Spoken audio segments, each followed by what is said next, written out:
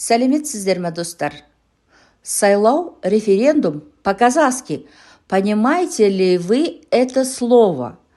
Вы обсуждаете выборы. Но сможете ли вы сказать «я голосую» на казахском? Сайлау – выборы. Мен сайлауға барамын. Я иду на выборы. Мен дауыс беремін. Я голосую. Референдум. Бұл халықтың тікелей дауыс беруі. Референдумға қатысамын. Я участвую в референдуме. Бұл халықтың таңдауы. Это выбор народа. Вы живете в Казахстане, обсуждаете политику, но язык страны не знаете. Это для вас нормально?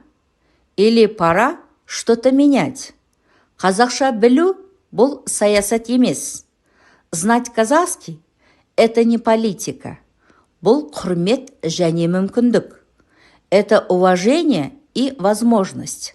Если хочешь понимать страну, начни с языка. Пишите в комментариях «Мен дауыс беремін».